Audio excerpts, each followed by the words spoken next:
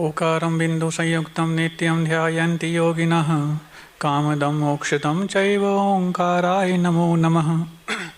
अविरल शब्दगणौगप्रक्षाल्य सकलभूतलकलङ्काः मृदुविरूपासितीर्था सरस्वती हरतु नो दुरितम्। अज्ञानतिमिरान्धानां ज्ञानाञ्जनशलाकया चक्षुरुन्मीलितं येन तस्मै श्रीगुरुवे नमः। परम गुरुभ्यो नमः। परम्पराचार्य गुरुभ्यो नमः। सकलकलशविध्वंसकं शेषां परिवर्धकं धर्मसम्बन्धकं भव्यजीवमनः प्रतिबोधकारकमिदं शास्त्रं श्री तत्त्वात्सूत्रनामधेयम्। अस्य मूलग्रन्थकर्तारः श्री सर्वज्ञदेवाः तदुत्तरग्रन्थकर्तारः श्री गणधरदेवाः प्रतिगणधरदेवाः तेषां वचोऽनुसारमासाद् श्रीमत् आचार्यप्रवर श्री उमा स्वामी देवैर्विरचितं मंगलम भगवान वीरो मंगलम गौतमो गणी मंगलम कुंदकुंदार्यो जैन धर्मोस्तु मंगलम सर्वमंगलमांगल्यं सर्वकल्याणकारकं प्रधानं सर्वधर्माणां जैनं जयतु शासनं। कोटिशतं द्वादशैव कोट्यो लक्षाण्यशीतिस्तरिकानि चैव पञ्चाशदष्टौ च सहस्रसङ्ख्यामेतच्छ्रुतं पञ्चपदं नमामि। अर्हन्त भासियत्थं गणहरदेवीं गन्त्यं सम्मं प्रणमामि भक्तियुक्तो सुदनाणमहो वहिं शिरसा इच्छामि बन्ते सुदभक्ति काउ सक्को को तत्सालोच्यं अंगो भंग परिणय पाउडय परयम सुत्त परमाणि ओ पुवगै चूलिया चैव सुत्तथै थुइदम कहायं श्रेणिचकल मंचेमि पूजेमि वंदामि नमस्सामि। दुख कहो कम कहो वो हिलाओ सुगै गमनम समाय वर्णम जिन गुण संपत्ति हो मज्जम। आपराह्निक स्वाध्याय विलयम श्रीमद् आचार्य भक्ति कायो सर्गम करोम्यहम्।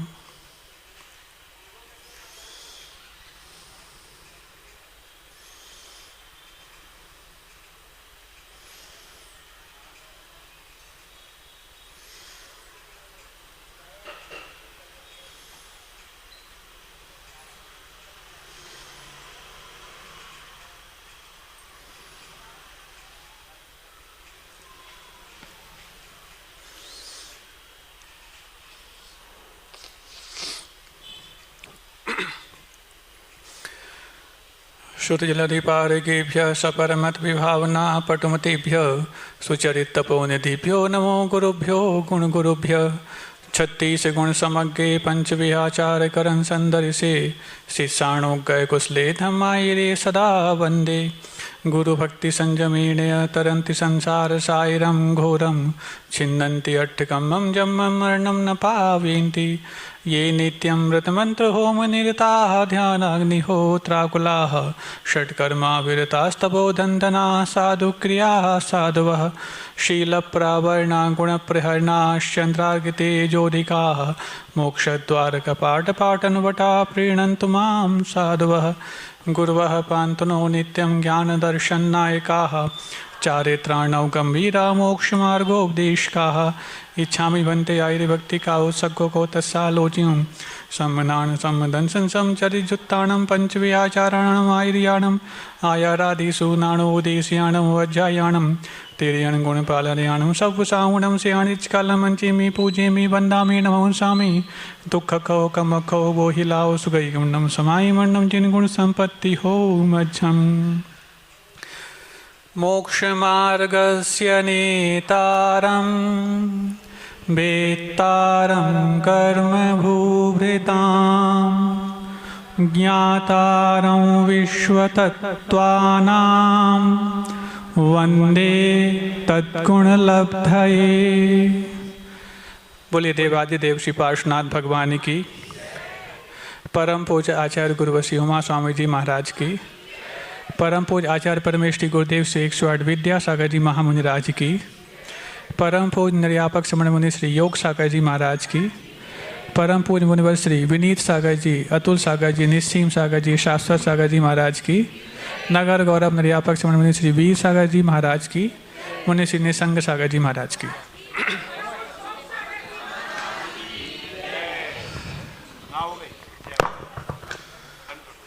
अब उस विद्यार्थी को जिसको प्रश्न कौतूहल के रूप में पैदा होते थे, लेकिन समाधान मिलते मिलते अब उसके अंदर कौतुक की बजाय एक भय पैदा हो गया है। और भय सांसारिक किसी व्यक्ति से होता तो फिर भी बात थी, लेकिन संसार से भय पैदा हो गया।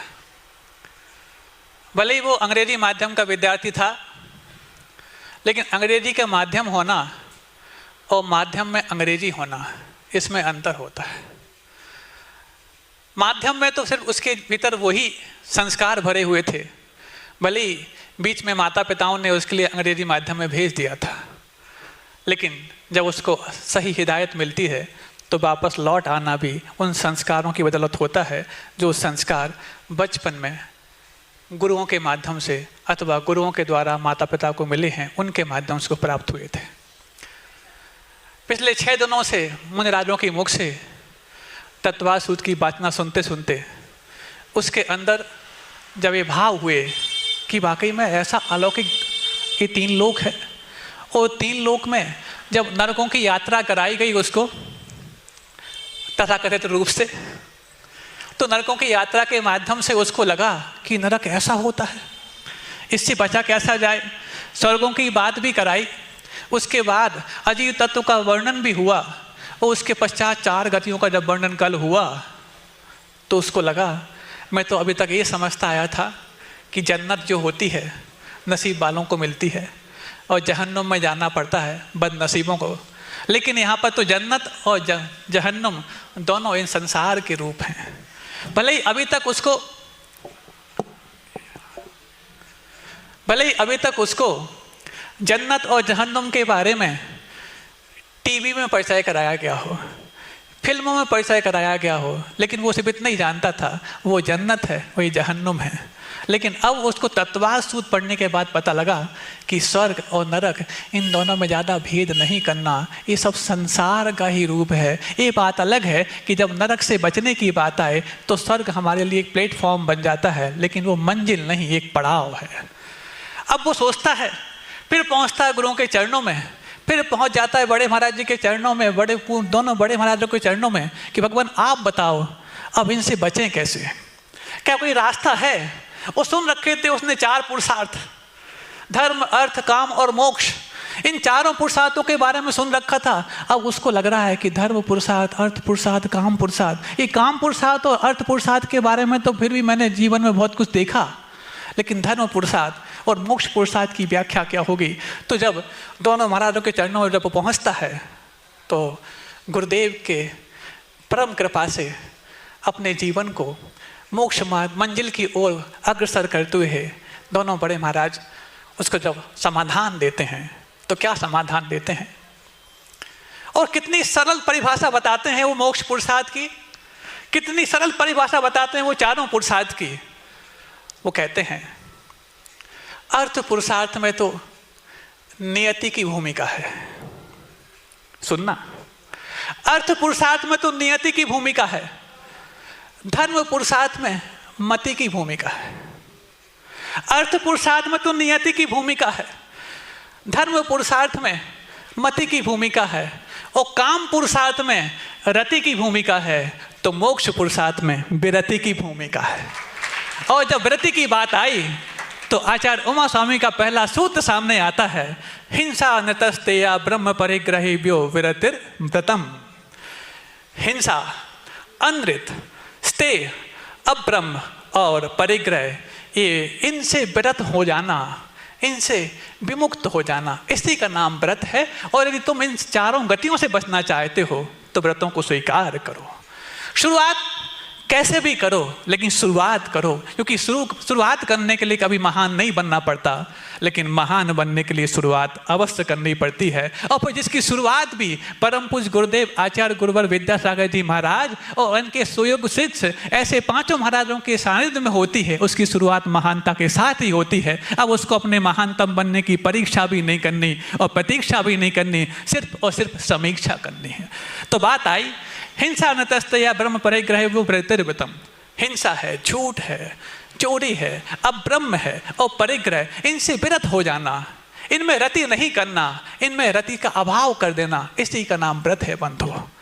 अब जब इनका नाम व्रत है तो किसी ने उसको सर जाने की कोशिश की, अरे व्रत तो प्रवृत्ति है, और यहाँ पर तो सुना है आसव का वर्णन किया जा रहा है।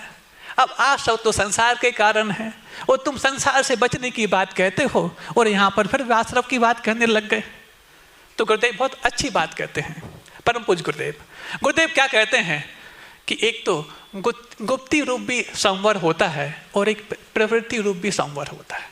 यहाँ पर ये मत समझना कि माँ सुभाश्रव की बात कही जा रही है, यहाँ पर प्रवृत्ति रूप संयम की बात भी कही जा रही है। और ये जो पांचों व्रत हैं, ये पांचों व्रत मात्र सुभाश्रव के लिए कारण नहीं अपितु संवर के लिए भी कारण है। इस बात का भी ध्यान रखा जाए। और संवर और निर्जरा तो मोक्ष मार्ग के लिए और मोक्ष पुरुषार्थ के लिए परम आवश्यक है। इसलिए किसी के बीच की बात को सुन करके अपने जीवन को गलत राह पे मत ले जाना। ऐसा जब उसको पीछे से संबल मिल जाता है तो वो संबल उसको संवर के रास्ते पे आगे बढ़ा देता है। अगला प्रश्न जब उसके मन में उठा, ठीक है, विरति का अर्थ तो विराम लेना होता है, विरति का अर्थ तो रुकना होता है। हम इन 5 पापों से रुक जाएं, लेकिन भूमिका यदि गृहस्थ की भूमि है और भूमिका यदि श्रवण की है तो क्या दोनों की भूमिका में समान रूप से रुका जाता है क्या?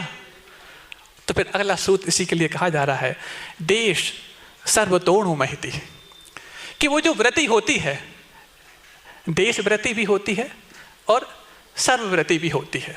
सर्वतः व्रति और देशतः व्रति है, मतलब एक देश त्याग कर देना इन 5 पापों का और पूर्णतः त्याग कर देना, ये दोनों अणुव्रत और महाव्रत कहलाते हैं। एक देश का त्याग कर देना इनका नाम अणुव्रत है और पूर्णतया त्याग कर देना इनका नाम महाव्रत है। जो तुम्हारी क्षमता हो वैसा स्वीकार करो। और तुम ये मत कह लेना कि जो चक्रवर्ती इत्यादि महापुरुष होते हैं, ऐसी एक भ्रम फैलाई जाती है कि महापुरुष कभी अणुव्रतों को धारण नहीं करते। लेकिन गुरुदेव कहते हैं ये वाली बात भी बिल्कुल ठीक नहीं है कि महापुरुष अणुव्रतों को धारण नहीं करते। महापुरुष व्रतों को धारण करते हैं, चाहे वो अणु हो चाहे वो महा हो, क्योंकि महापुरुषों के जीवन में जब महान महान कार्य होते हैं और चक्रवर्ती जैसे सम्राट भी जब दिग्विजय करने जाते हैं तो वहां पर दिग्विजय करने में सिर्फ पुण्यार्जन होता है क्या?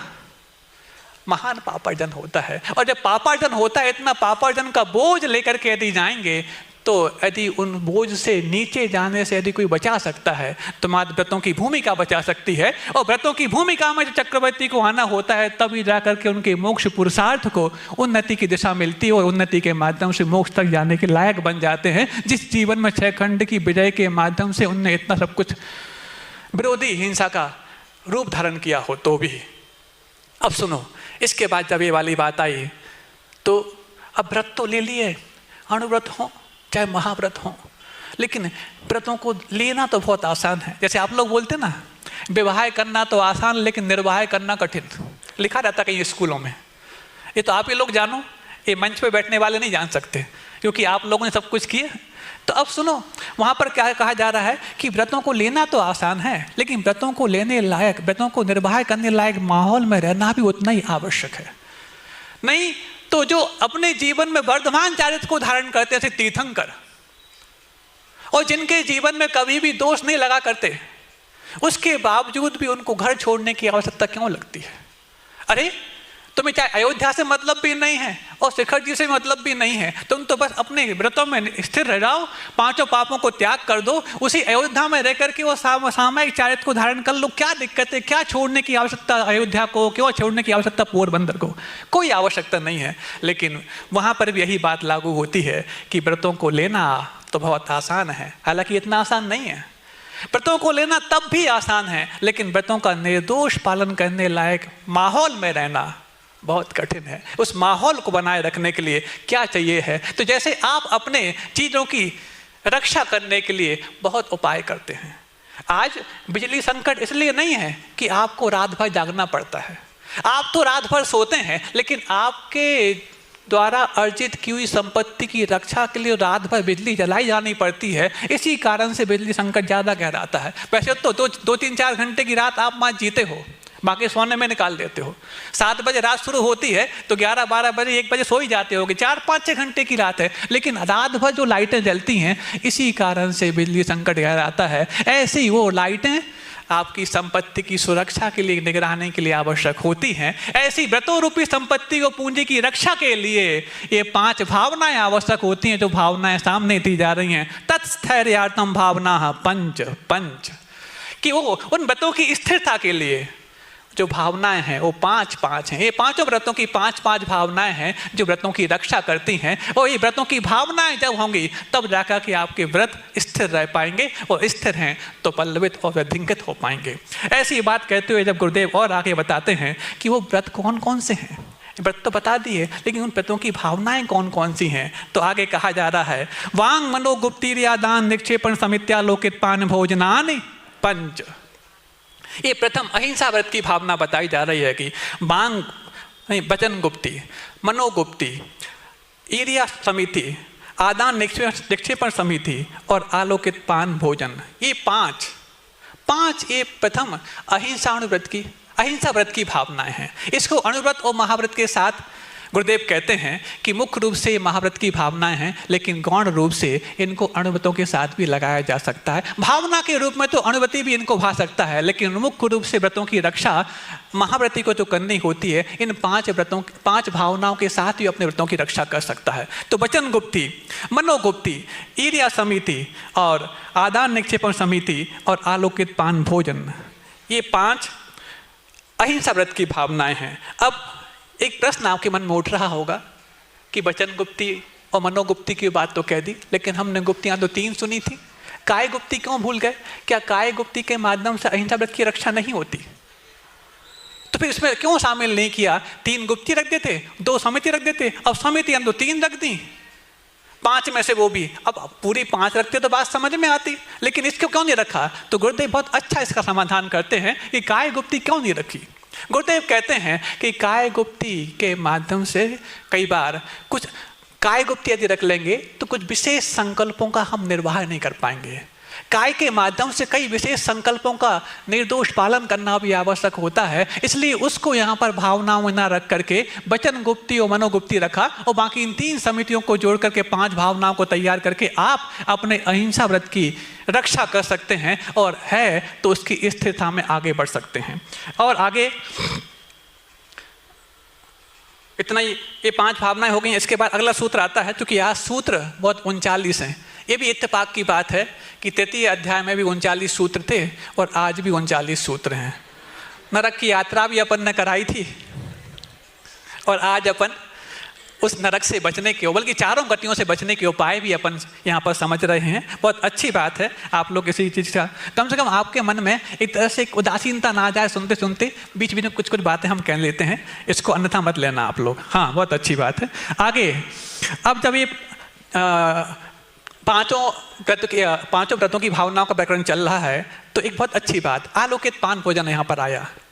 हाँ, ईर्ष्या पर समिति आप समझते हैं, 4 हाथ जमीन देख को चलना, और आदान निक्षेपण समिति मतलब जो भी उपकरण इत्यादि होते हैं उसको उठाते धरते वक्त, आदान मतलब ग्रहण करते वक्त और निक्षेपण मतलब रखते वक्त उनको सावधानी रखना, अथवा उनमें परिमार्जन करते हुए उसको रखना, आदि आदि। अब एक आलोकित पान भोजन, आलोक का मतलब सूर्य प्रकाश होता है। आलोक का मतलब ये नहीं जो आपके एलईडी के प्रकाश हुआ करते हैं। हो सकता है एलईडी का प्रकाश आपको अब रेखाओं, तो क्या रेखाओं के अंदर जो नसें हैं उनको भी दिखाने के लिए कारण बन जाए, लेकिन यहाँ पर 5 व्रतों की भावना में जो प्रथम व्रत है उसकी पंचम भावना आलोकित पान भोजन है। आलोक शब्द सूर्य प्रकाश का वाची है। सूर्य प्रकाश हो तभी जाकर के, और सूर्य प्रकाश क्यों आवश्यक है? कई बार लोग ये प्रश्न करते हैं, बोले महाराज ये तो उस समय की बात थी कि दिन में भोजन करना, जब ठाट के मकान हुआ करते थे, अब तो ठाट बाट के मकान हैं। पहले खप्पर हुआ करते थे, आज तो छप्पर फाड़ के सब कुछ बरस रहा है। ऐसे में क्यों आवश्यकता है, जब इतनी बड़ी बड़ी हैलोजन लाइट हैं, सब व्यवस्थाएं हैं, और एसी बिल्कुल क्लॉक, कहीं से बाहर के जीव जंतुओं की हम आवश्यकता नहीं पड़ते, तो ऐसा क्यों किया जाता है? तो किसी सरदार ने प्रश्न कर दिया, हालांकि ये कहना अच्छा नहीं माना जाएगा, यहाँ पर अच्छा नहीं माना जाएगा क्योंकि रिकॉर्डिंग भी हो रही, कई बार में बता देंगे इस बार, तो उसको बता दिया व्यवस्थित तरीके से, कभी मौका मिलेगा तो बता दूंगा, रिकॉर्डिंग चल रही इसलिए बताना आवश्यक नहीं। तो ऐसी बात हो जाती है। तो अब सुनो, ठीक है, वो प्रश्न कटाक्ष के रूप में किया था, उसका उत्तर कटाक्ष में मिल सकता है, लेकिन अपन अब यहाँ पर एक व्यवस्थित वैज्ञानिक तथ्य भी समझ लें। कई बार आप लोगों को लगता है कि ठीक है अभी सूर्योदय है और सूर्यास्त अभी नहीं हुआ है, अभी तो खाने में क्या दिक्कत है, और जो व्रती लोग होते हैं ये फालतू में 2 घड़ी पहले, मतलब अभी सूर्यास्त भी नहीं हुआ, सूर्य भी दिख रहा है, सूर्य का प्रकाश भी दिख रहा है, 2 घड़ी पहले खत्म करने की बात कहते हैं। तो बहुत अच्छी बात आज के वैज्ञानिकों ने आज समझ पाई कि व्रती लोग कितने वैज्ञानिक हैं। ये तो हर व्यक्ति जानता है कि सनलाइट में इंफ्रारेड रेज और अल्ट्रावायलेट रेज होती हैं जो बैक्टीरियाज को खत्म करने के लिए कारण होती हैं और भोजन को पचाने के लिए सबसे सर्वाधिक आवश्यक होती हैं। लेकिन इतना ही मात्र पर्याप्त नहीं है। ये सनलाइट में तो होती हैं, लेकिन सनलाइट में आती कब हैं और चली कब जाती हैं? तो सूर्योदय, सनराइज होने के बाद, सूर्योदय होने के बाद 48 मिनट बाद उस सूर्य में आ पाती हैं, सूर्य की रोशनी में आ पाती हैं। वो सूर्यास्त के 48 मिनट पहले उसमें से गायब हो जाती हैं। जबकि सूर्यास्त नहीं हुआ, सूर्यास्त नहीं भी हुआ, उसके 48 मिनट पहले ये दोनों जो किरणें हैं उस सूर्य की रोशनी में से गायब हो जाती हैं। मतलब ये कितने वैज्ञानिक हो गए व्रती लोग जो 48 मिनट पहले अपना भोजन पानी समाप्त कर देते हैं और 48 मिनट बाद ही अपना प्रारंभ करते हैं। ये विज्ञान इनके पास तुम्हारे इस विश्लेषण के बहुत पहले अनादिकाल से प्राप्त है। समझने की आवश्यकता है। जैसे कि वो बात आई कि पानी छान के पीने की बात जब आती है, जैन क्रिया कोश में वो पानी छानने का छन्ना कैसा बताया गया है, जिसमें सूर्य की रोशनी आर पार ना हो पाए, इतना मोटा होता है, उसका डाया इतना बड़ा हो, इतना सब कुछ होता है। ऐसे मोटे छन्ने से, वो भी सूती कपड़े का हो, पानी छान के पीता है जो जीवानी करना जानता है। तो ऐसे कपड़े से पानी छानने से होता क्या है? आज के वैज्ञानिकों ने शोध किया और ये शोध टेरा ग्रीन नाम की एक मैगजीन अमेरिका में निकलती है, वहाँ निकला कि जैनों के यहाँ जो वर्णित क्रिया कोश में कपड़े छानने का कपड़ा है, उस कपड़े से यदि पानी छाना जाता है तो कॉलेरा और ट्यूबरकुलोसिस के जो बैक्टीरियाज होते हैं, जिनकी साइज उस कपड़े के ताने बाने में से भी आर पार होने लायक होती है, वो जा सकते हैं, लेकिन उसके बावजूद भी वहाँ वो निकलना नहीं चाहते। क्यों? उस ताने बाने में वो अपना भोजन तलाशने लग जाते हैं। वो उसकी साइज उससे छोटी होकर के भी वो वहाँ जानबूझ के नहीं जाते हैं। और ऐसे कपड़े से छानने वालों के लिए ट्यूबरकुलोसिस और कॉलेरा से वो बचाते हैं। कितना वैज्ञानिक हमारा क्रिया कोश का वो छन्ना है। बस ऐसे कि वो छन्ना आपके घर में बचा हो तो, नहीं है तो वो तो जो फांसी के लटके हुए, फांसी बोलते हैं उनको, तो ढलिया लटका देते ना, क्या है, जीवाएं लटकी हुई है, वो मरने को आतुर हैं, मरने के लिए प्रतीक्षित हैं। थोड़ा सा देर यदि पानी नहीं मिलेगा तो मर ही जाएंगे वो। इस प्रकार के छन्ने से पानी छानने की बात नहीं कही गई बंधु, आपको समझना है। आगे अब बात कही है ये आलोकित पान भोजन की बात, तो आज ही एक दृष्टांत सामने आया। आप लोगों ने कई बार देखा होगा, महाराजपुर एक गाँव है, जानते हो महाराजपुर? महाराजपुर के महाराज भी बैठे हैं यहाँ पर। तो महाराजपुर एक गांव है, वहाँ का एक श्रावक है जो जैन कुल में पैदा नहीं हुआ, आज यहाँ पर आया था, हो सकता भी हो, फोटोग्राफर है, वो फोटोग्राफर है, वो जैन कुल में पैदा नहीं हुआ, लेकिन उसका जैन कुलाचार आपसे भी बढ़कर के है। गुरुदेव के पास प्राय करके रहता, चतुर्मास में जाता है, आता जाता, अभी गया है, सुबह आया था यहाँ पर, अभी वहीं सिरपुर गया है। उसका प्रतिदिन देव दर्शन करने का तो नियम है ही, और रात्रि भोजन का आजीवन त्याग है। अष्टमी चौदस वो पूरे आजीवन करता है, और पर्युषण पर्व में डेली एकासन कर रहा है। सोचो आप लोग भी जैन होकर के इतना नहीं कर पाओगे। आलोकित पान भोजन की बात में उसका नाम साधु के मुख से निकल रहा है, किसी जैनी का नाम क्यों नहीं निकल पा रहा? इसके लिए आपको समीक्षा करनी, हमें समीक्षा करने में समय बहुत लग जाएगा। आगे अपन बढ़ते हैं। अब अगला सत्यव्रत की भावनाओं के बारे में आगे कहा जा रहा है। क्रोध लोभ भीरुत्व हास्य प्रत्याख्यान अनुवीचि भाषणम च पंच। क्रोध है, लोभ है, भीरुता है, हास्य है, इनका प्रत्याख्यान और अनुचित भाषण। ये अनुवीचि भाषण, ये पांच, ये चार कषायों का त्याग और एक अनुवीचि भाषण, इन पांच जो हैं ये पांच सत्यव्रत की भावनाएं हैं। सत्यव्रत की रक्षा करनी है तो इन पांच भावनाओं को आपको भाना पड़ेगा। और भावना भाने का मतलब ऐसा नहीं कि जैसे हम 12 भावना पढ़ लिया करते हैं, वैराग भावना पढ़ लिया करते हैं, ऐसे भा लिया हमने, हो गया काम पूरा। नहीं, भाने का मतलब आपके जीवन में उतारना होगा। इन चीज़ों का यदि आप ध्यान रखेंगे तभी जाके सत्यव्रत आपके पास आ पाएगा। क्रोध का त्याग, क्रोध के माध्यम से आप सत्य की प्राप्ति नहीं कर सकते।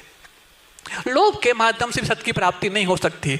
भीरुता यानी भय के माध्यम से भी नहीं हो सकती। और हंसी मजाक में भी सत्य का पालन नहीं किया जा सकता। और अंतिम है अनुवीचि भाषण, यानी आगमानुकूल बोलना। बोलना आवश्यक नहीं, यदि बोलना हो तो आगमानुकूल बोलना चाहिए, आधार सहित बोलना चाहिए। अनुवीचि भाषण बोलते हैं। इस बात पर एक बहुत अच्छा संस्मरण याद आ गया। गुरुदेव के पास एक हाई कोर्ट के जज आए। ये बात शायद इंदौर की हो सकती है और उसके पहले की हो सकती है। गुरुदेव से पूछा उन्होंने, बोले भगवान, हम लोगों को निर्णय लेते वक्त बहुत सारी दिक्कतें हो जाती हैं। कई बार लगता है निरपराधी जो है ना उसको सजा मिल रही है, और कई बार ऐसा लगता है कि अपराधी को इस कानून के धाराओं के तहत छूट मिल रही है। क्यों? उसका दोष सिद्ध नहीं हो पा रहा है और निरपराधी को दोष मुक्त नहीं किया जा पा रहा है। और हमारे तो बंधन होता है, कैसे निर्णय लें समझ में नहीं आता।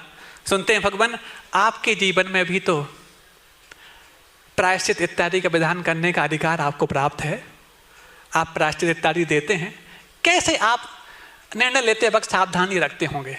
बहुत अच्छी बात गुरुदेव कहते हैं, अरे हमारे लिए तो उमा स्वामी महाराज ने इतना अच्छा सूत्र दे दिया है, और वो उमा स्वामी महाराज तो हमारे लिए एजेंसी के रूप में प्राप्त हुए।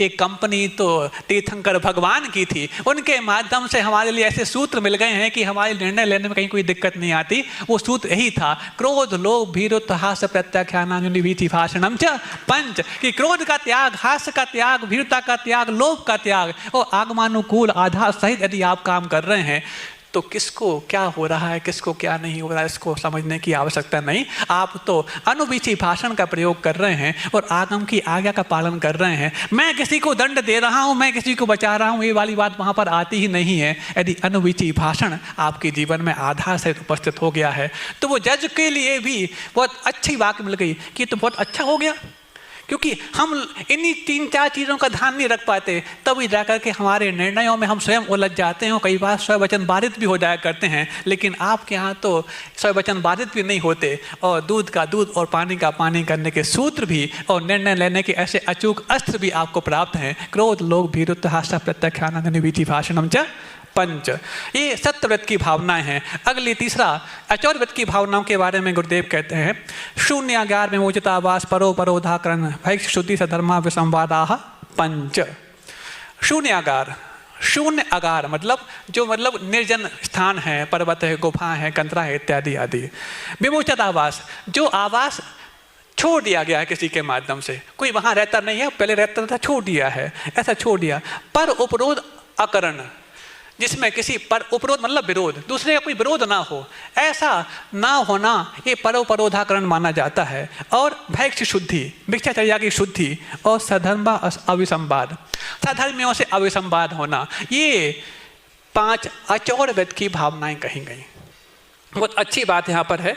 और बहुत अच्छी बात गुरुदेव ने कही पर उपरोध अकरण के बारे में, कि जो अपनी धारणा नहीं छोड़ना चाहता, उसकी धारणा को छुड़ाने का प्रयास करना भी ये परोपरोधाकरण है। वो अपनी मान्यता में है। एक बहुत अच्छी बात गुरुदेव ने और अच्छी कही कि ये इस समय की बात नहीं, कहीं और की बात है, याद आ गई इसके साथ, कि गुरुदेव किसी को जो मिथ्यात्व में जा रहा है उसको मिथ्यात्व से हम बचाने का प्रयास करते हैं, क्या ये भी परोपरोधाकरण माना जाएगा? परोपरोधाकरण माना जाएगा। अब उसकी मान्यता, उसकी धारणा है कि हम ऐसा करेंगे तो ऐसा है, उसकी धारणा को छुड़वाएंगे तो ये परोपरोधाकरण दोष लगेगा। तो गुरुदेव कहते हैं हाँ बिल्कुल ठीक बात है। तो फिर उसको गलत रास्ते पे जाने से बचाएं कैसे? वो मिथ्यात्व से भी बन जाएगा और हमें दिख रहा है कि वो मिथ्यात्व में जा रहा है, तो क्यों ना बचाया जाए? गुरुदेव की शरण में जा रहा है, क्यों ना उसको बचाया जाए? तो गुरुदेव कितने आसानी से उसको बचाने का उपाय कहते हैं और इस दोष से बचने का भी रास्ता बता देते हैं। क्या है? बोले झूठ को तुम एक बार झूठ बोलोगे या गलत को तुम एक बार गलत बोलोगे, आपकी जुबान एक बार हल्की हो जाएगी। 2 बार गलत बोलोगे, आपकी जुबान 2 बार हल्की हो जाएगी। 10 बार गलत बोलोगे, तुम्हारी जुबान 10 बार हल्की हो जाएगी। गलत को तुम जितने बार गलत बोलोगे, आपकी जुबान अपने आप अप्रभावी हो जाएगी। और अप्रभावी जुबान से आप जो भी बात कहोगे कितनी प्रभावकारी होगी हमें नहीं मालूम। तुम तो सच क्या है, सच को एक बार सच बोलोगे तो तुम्हारी जुबान 1 बार प्रभावी होगी, 2 बार बोलोगे 2 बार प्रभावी होगी और 10 बार बोलोगे 10 बार प्रभावशाली होगी। और 10 गुनी प्रभावशाली जुबान से जो आप कहोगे वो सामने वाला व्यक्ति प्रभावकारी मान करके स्वीकार कर लेगा। और जिसको ये पता लग जाएगा कि सत्य क्या है, इतना बेवकूफ़ भी नहीं है कि गलत को छोड़ ना पाए। तुम सच के बारे में निरूपण करो, सच क्या है उसको 10 बार बोलो, अपने आप उसको समझ में आएगा कि झूठ क्या है, वो अपने आप छोड़ देगा। आप इस दोष से ही बच जाएंगे परोपरोधाकरण के, और आप उसको लिए उस अनुमान से बचाने का प्रयास भी आप कर लेंगे। अगला चतुर्थ ब्रह्मचर्य की भावना के बारे में कहा जा रहा है। स्त्री दाकथा श्रवण मनोहरांग निरीक्षण पूर्वदत्तानुस्मरण श्रेष्ठ रस शरीर संस्कार त्यागा पंच।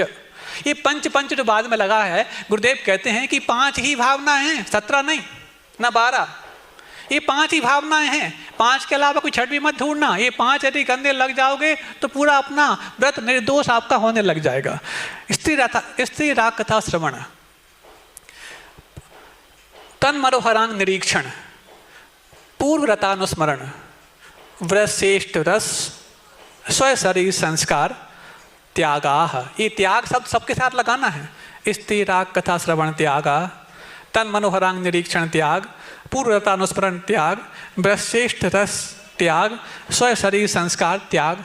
ये 5 व्रत, ये 5 भावनाएं हैं। ये 5 भावनाओं में बहुत अच्छी बात छुपी है कि इनमें 5 इंद्रिय और मन के विषयों के त्याग की बात यहाँ पर कही गई। स्त्री राग कथा श्रवण, श्रवण ये क्या, कर्णेंद्रिय का विषय हो गया। तन मनोहरांग निरीक्षण, ये आपकी नेत्र इंद्रिय का विषय हो गया, उनके मनोहरांग अंग इत्यादि का देखना। उसके बाद पूर्व रतानुस्मरण, ये मन का विषय हो गया, पूर्व में भोगे हुए जो कुछ भी भोग हैं उनका स्मरण करना।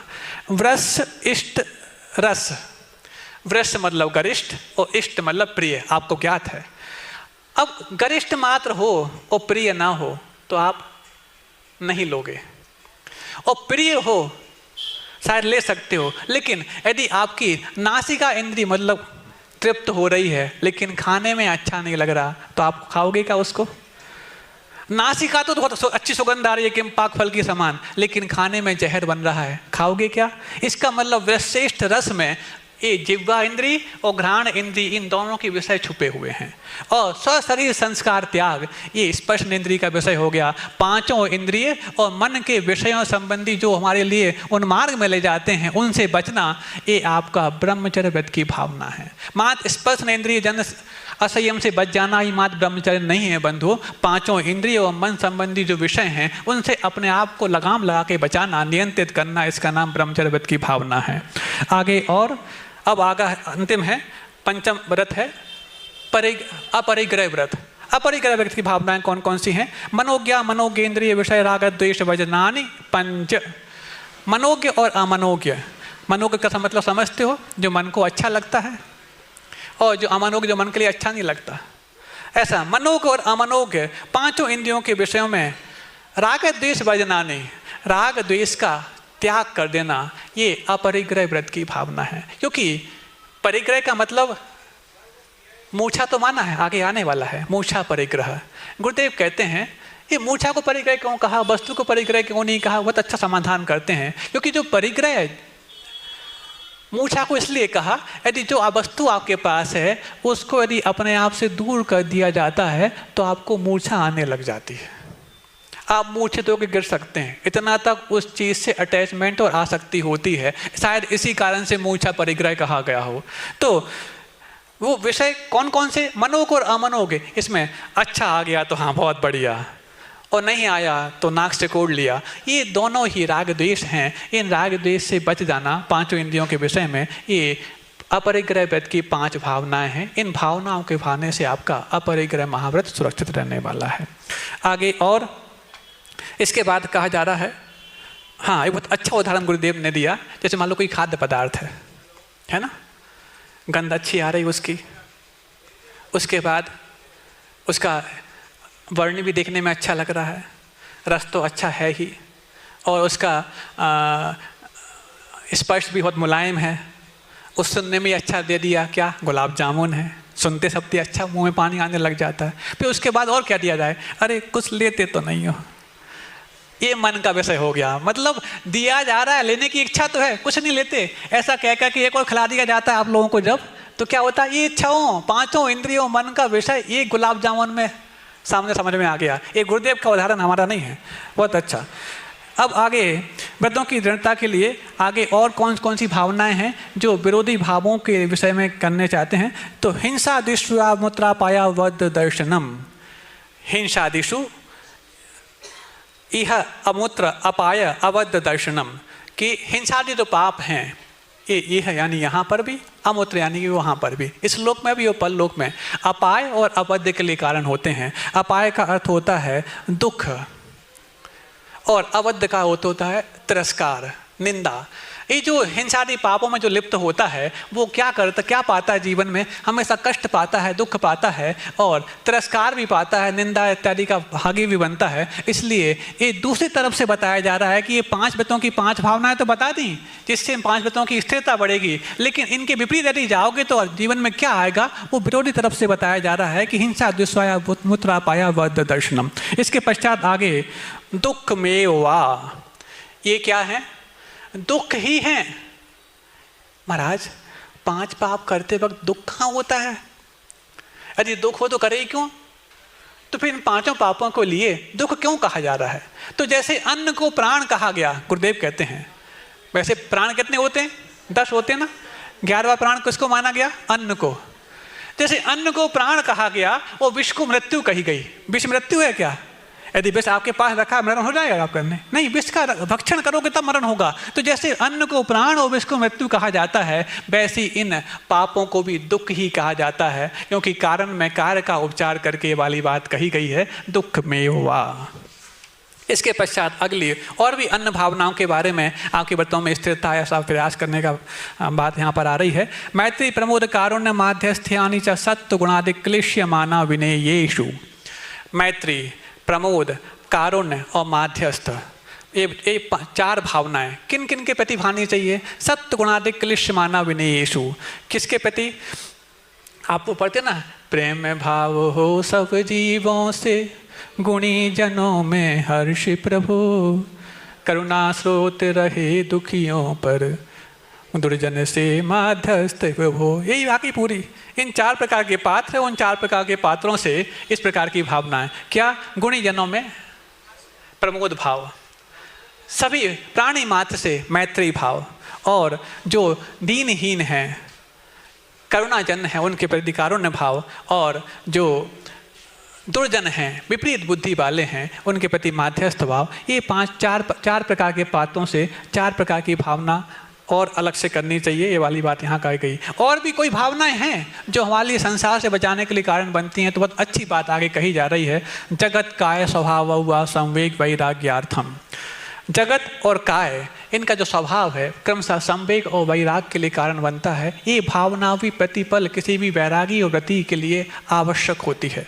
क्यों महाराज? जगत तो हमने कभी छोड़ा नहीं और काय से रहित आज तक हुए नहीं, तो फिर इसमें रह कर के भी संवेग और वैराग क्यों नहीं हो रहा? संवेग का मतलब संसार से भय लगना और वैराग का मतलब तो आप सब जानते ही हैं।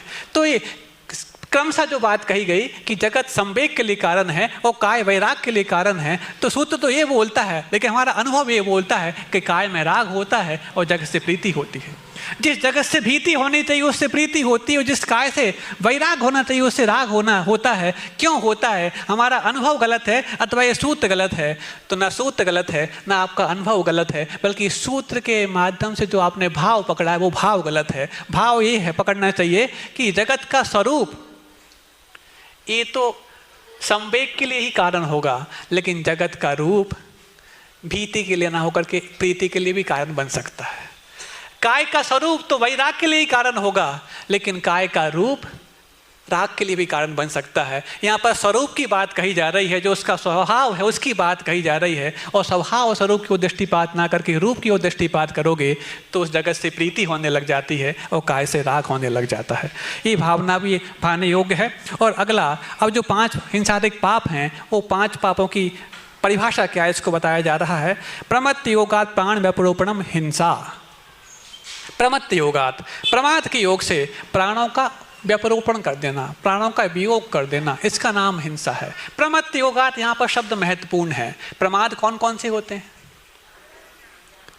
15 प्रमाद आप जानते हैं। 4 विगताएं होती हैं, 4 कषाय होती हैं, 5 इंद्रियों के विषय होते हैं, स्नेह और निद्रा होती है, ये भी है। और ग्रंथांतरों में अन्य अन्य परिभाषा भी प्रमाद के रूप में कही गई हैं। अब इस प्रमाद के योग में प्राणों का वियोग कर देना, इसका नाम हिंसा कही गई। यूँ तो देखा जाए जो कुतर्क करने वाले होते हुए यहाँ तक कहते हैं कि अरे 4 हाथ जमीन देख के भी चल रहे हो तो जीव तो इतने सूक्ष्म होते हैं कि उनकी रक्षा आप क्या कर पाओगे। जब इतने पास की आई हुई वस्तु को देखने में आपको असहजता हो रही है तो नीचे की वस्तु को देखने में कैसे आप सहज हो सकते हैं। तो वहाँ पर ये सूत्र बहुत अच्छे से उस अहिंसा मायावती की रक्षा करता है। ये सूत्र कहता है प्रमत्त योगात प्राण व्यपरोपणम हिंसा। प्रमाद का यदि योग है और फिर प्राणों का वियोग हो रहा है तो हिंसा है।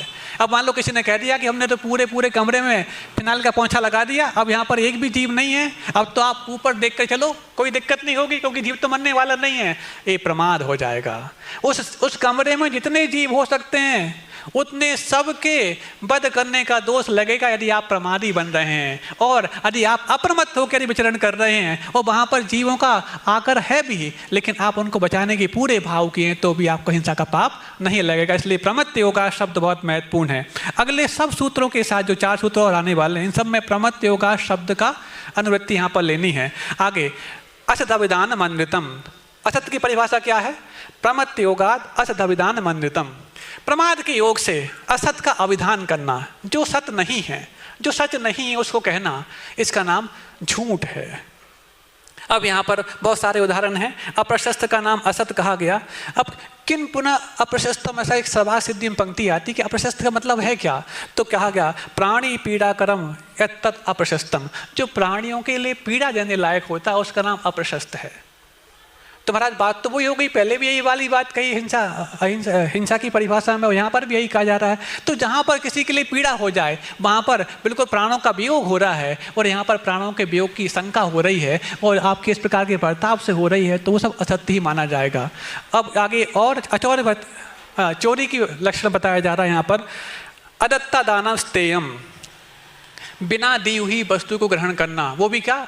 प्रमत्त योगात, प्रमाद के योग से। प्रमत्त योगात अदत्ता दानम स्तेयम, सबके साथ लगाना ये वाली बात कि प्रमाद के योग से बिना दी हुई वस्तु को ग्रहण करना, इसका नाम स्तेय है। बहुत सारी चीज़ें होती हैं, किसी की धारणा को ले लेना, ये भी अपने आप में धारणा की चोरी मानी जाएगी। किसी की मान्यता की चोरी करना, इसका नाम भी उसकी चोरी मानी जाएगी। और एक उदाहरण गुरुदेव ने दिया था कि यदि जो आप लोग दूध लगवाने जाते डेयरी पर, लगाए आ जाते हैं डेयरियों से, वहाँ पर इंजेक्शन लगा करके यदि गाय का दूध निकाला जाता है, वो गाय दूध नहीं देना चाहती, लेकिन उसको आप त्रास दे करके उसे ज़बरदस्ती जो दूध निकालते हैं, ये भी चोरी ही माना जाएगा। वो चोरी की वस्तु को ग्रहण करने वाला व्यक्ति भी हम नहीं कह सकते। आगे अदत्ता दानम स्तेयम। इसके बाद अगला अब्रह्म की परिभाषा यहाँ बताई जा रही है, मैथुन मब्रह्म। अब यहाँ पर क्या? मैथुन भाव है, जो स्त्री और पुरुष के बीच में जो भाव होते हैं उसका नाम मैथुन भाव माना जाता है। इसको अब्रह्म, इसमें भी प्रमत्त योगात, प्रमाद के योग से इस प्रकार की यहाँ बात कही गई। अब एक बात कहते हैं, एक शब्द आता है कन्यादान और एक आता है पाणी ग्रहण। तो गुरुदेव कहते हैं कन्यादान पहले होता है, पाणी ग्रहण बाद में। और आज सिस्टम चल पड़ा है कि पाणी ग्रहण पहले कर लेते, कन्यादान हो ही नहीं पाता। बात समझ में आ रही? स्कूल कॉलेज की लाइफ में पाणी ग्रहण का मतलब क्या? हाथ थामना। तो पहले कोई दे, अब तो आप लोगे, दिया ही नहीं गया तो कैसे ले लोगे? तो ये भी चोरी मानी जाएगी, और फिर अब्रह्म तो है ही। अब आगे चलो, परिग्रह के लिए अगला सूत्र आ रहा है, मूर्छा परिग्रह। जो मूर्छा है, वस्तु मात्र का नाम परिग्रह नहीं है, वस्तु के प्रति जो आसक्ति भाव है, और आसक्ति का नाम ही है कि जो आसानी से आ तो सकती है, जा नहीं सकती, उसी का नाम आसक्ति। जो आसानी तो आ तो जाए, जा ना पाए, उसका नाम आसक्ति है। तो चाहे अटैचमेंट हो चाहे डिटैचमेंट हो, दोनों में टचमेंट तो होता ही है। किसी से आप भाग रहे हैं, इसका मतलब आप उससे छूट गए, ऐसा नहीं। आप भाग क्यों रहे हैं उससे, इसका मतलब जुड़े हुए हैं उससे। और किसी को आप जोड़ रहे हैं, वो तो पक्की बात परिग्रह है ही। अब ये परिग्रह, ये मूर्छा के कारण इसको परिग्रह कहा गया। अब इसके बाद ये 5 व्रतों की भावनाएं बता दी, 5 पाप बता दिए। अब इसके पश्चात जो आपने शुरुआत में कहा था, हिंसा नतस्तया ब्रह्म परिग्रह व्रतम, ये वाली बात कही थी। वो व्रती होता कौन है? कुछ उस व्रत को धारण करने के लिए कुछ करना पड़ता है कि नहीं करना पड़ता, उसकी कुछ भूमिका होती है कि नहीं होती। तो हाँ, आगे कहा जा रहा है निश्चल्यो व्रती। निश्चल्यो व्रती, व्रती जो होता है निश्चल्य होता है। शल्य वो 3 होती है, माया, मिथ्या और निदान, सब जानते हैं। अब ये शल्य से रहित जो होता है व्रती होता है।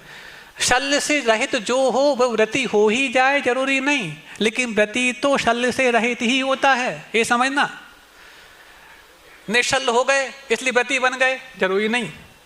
लेकिन व्रती यदि बन गए तो शल्य से रहित होना पहले आवश्यक है। इसलिए यहाँ पर निश्चल्य व्रती ऐसा लगाना है उसका अर्थ। अब निश्चल्य की बात कही तो ये महाव्रती के लिए निश्चल होना आवश्यक है, कणुव्रती के लिए होना आवश्यक है। तो गुरुदेव इसका समाधान करते हुए तो अच्छा उदाहरण देते हैं। जैसे अणुव्रतोगारी ऐसा कहा ना, देश सर्वतोणु महती कहा कि अणुव्रत और महाव्रत दोनों हुआ करते हैं। ऐसी निश्चल और अणुशल्य ऐसा भी मान सकते हैं। निश्चल मतलब पूर्णतया मुक्त हो गया शल्य से, और अणुशल्य का मतलब जिनके पास अभी कुल शल्य विद्यमान है। कौन सी हो सकती है भगवान जाने, क्योंकि पंचम गुण स्थान तक निदान रखा गया है, निदान को शल्य तो माना ही गया है, इसलिए आप समझ सकते हैं। आगे अब व्रति के भेदों का वर्णन करने के लिए आगे सूत्र आ रहा है, अगार्य नगारश्च। अगारी और अनगार, अनगारी नहीं बोलते उसको, अनगार बोलते हैं, क्योंकि जो नई समास होता है वो अगार के साथ न प्रत्यय लग के अनगार बन जाता है, तो अनगारी नहीं बोलेंगे उसको। अगारी को तो अगारी ई प्रत्यय लगाएंगे, लेकिन अनगारी नहीं, अनगार बोलेंगे, इसलिए बोला अगारी अनगारश्च। अब यहाँ पर वो जो व्रति हो दो प्रकार के होते हैं। कैसे होते हैं? एक तो अगारी मतलब जिनके पास घर है यानी गृहस्थ हैं, और एक वो जो अनगार हैं जिनके पास घर नहीं है, जो गृह त्यागी हैं वो। अब प्राय करके अनगार के रूप में यदि अपन क्या समझते, मुनि महाराज हो गए, इनको अनगार माना जाता है। लेकिन नहीं, यहाँ पर अनगार का मतलब जिनने घर छोड़ दिया, ये लग छुल्लक इत्यादि भी अनगार माने जाएंगे, ऐसा गुरुदेव कहते हैं। आगे अणुव्रतोगारी। अगारी कौन होते हैं? जिनके पास अणुव्रत हो उसका नाम अगारी है। मतलब चूंकि ये अगारी और अनगार ये व्रतियों के भेद कहे गए हैं, जिनके पास व्रत नहीं है वो अगारी नहीं है, ऐसा नहीं है, वो अनगार होगा ऐसा नहीं माना जाएगा, क्योंकि ये व्रतियों की भेदों में बताई जा रही है। तो जिनके पास अणुव्रत हैं वो अगार हैं, अगारी हैं। अब इससे दूसरा फलितार्थ निकलेगा, समस्या आ जाएगी, इसको अपन बारे में व्याख्यात करेंगे, क्योंकि इसका व्याख्यान करने में काफ़ी समय निकल जाएगा। समझ रहे हैं आपके मन में क्या प्रश्न उठ रहा है? हाँ, आगे अब ग्रस्त की इतनी ही विशेषता है कि कुछ और भी विशेषताएं हैं, तो अब यहाँ पर उसके लिए सूत्र आ रहा है अगला, दिग्देशा नाथ दंडवृत्ति सामायिक प्रोषदोपवासोपभोग परिभोग परिमाणातिथि संविभाग व्रत संपन्नश्च। अब देखो यहाँ पर दिग्व्रति, देशव्रत, अनदंड व्रति, ये जो व्रति शब्द आया ना, दिग देशा अनदंड व्रति, ये अंत दीपक है। दिग्व्रति, देशव्रति और अनदंड व्रति। फिर उसके बाद सामायिक प्रोषदोपवास उपभोग परिभोग परिमाण और अतिथि संविभाग, ये 4 हो गए। 3 हो गए आपके गुणव्रत और 4 हो गए शिक्षा व्रत। इस प्रकार से व्रत संपन्नश्च, यहाँ पर ये 7 शील व्रतों की बात यहाँ पर कही जा रही है कि उस व्रति के पास जो अणुव्रति और क्या क्या होते हैं, तो 3 गुणव्रत होते हैं, दिग्व्रत है, देश व्रत है और अनदंड व्रत है, और 4 शिक्षा व्रत हुआ करते हैं। सामायिक है, प्रोषदोपवास है, भोग उपभोग परिमाण है और अतिथि संविभाग है।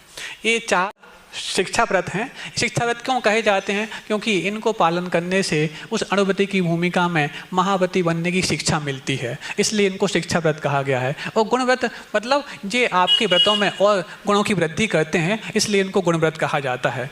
अब यहाँ पर ये जो 4 और इसके साथ 5 अणुव्रत और जुड़ जाते हैं, तो ये पूरे 12 व्रत माने जाते हैं, जिसको आप लोग दूसरी प्रतिमा में पालन करना कम से कम आवश्यक होता ही है। अब ये गुणव्रत और क्या ऐसे माने जाते हैं? तो दिग्व्रत मतलब आप समझ सकते हैं 10 दिशाएं जो होती हैं, उन 10 दिशाओं की मर्यादा बना लेना। अनंत आकाश है, लोकाकाश तो असंख्यात प्रदेशी है, लेकिन उसके बाद अनंत और अलोकाकाश है। यदि आपका त्याग नहीं है तो वहां पर घटने वाली घटनाओं के दोष से आपको अपने आप को बचाना बहुत कठिन है। इसलिए जहाँ तक आपका आवागमन संभव हो पा रहा है अथवा आपकी जो चेष्टाएं संभव होती हैं, उसके बाद का त्याग करने में दिक्कत क्या है? अनावश्यक लॉस लगाएं क्यों? वैसे तो लॉस इतना हो गया कि अनंत काल से संसार में पड़े हुए हैं। अब कम से कम उस हानि से बचने का प्रयास करें और अपने क्षेत्र की मर्यादा बनाएं अथवा 10 दिशाओं की मर्यादा बनाएं। फिर उसके बाद देशव्रति। अब एक बार तो आजीवन हमने तय कर लिया, लेकिन उसके बाद देख लिया पर्यूषण लग गए हैं। अब पर्यूषण में तो हमें नागपुर से बाहर भी नहीं जाना। कुछ लोग तो ऐसे हैं जो परिवारपुरा से बाहर भी नहीं जाते। तो जो बहुत बुद्धि संपन्न होते हैं वो अपने दिग्व्रत की ली हुई मर्यादाओं को भी और सीमित करते जाते। बोलते ना, ताहू में फिर ग्राम गली गृह बाग बाजारा, बोलते ना। तो ऐसे ही उतना कि हमें अष्टांगिक लग गए, पर्यूषण लग गए, अथवा एक दिन का आज हमारा उपवास है, अयस्नान व्रत के साथ है। करते हैं क्या? स्नान व्रत के साथ उपवास कितने लोग करते हैं? महाराज स्नान ना करें तो ऐसी गर्मी में उपवास ही ना होए। और ऐसी यदि हो जाए तो फिर तो बहुत अच्छे से उपवास हो जाते हैं। ऐसे नहीं होते उपवास, जितना कर रहा हो कम नहीं है, लेकिन और अच्छे से इसकी और आप कहना चाहिए गुणों की वृद्धि कर सकते हैं। उस वृद्धि के लिए स्नान व्रत भी एक बहुत विशेष माध्यम है। तो साधु कैसे आजीवन स्नान का त्याग कर देते हैं, कैसे रहते होंगे, और आपके जीवन में एक दिन स्नान नहीं होता तो कैसी खलबली मच जाती है, तय करके तो देखो अपने जीवन में। तो देख व्रत हो गया, देश व्रत हो गया, फिर उसके बाद अनर्दंड व्रति।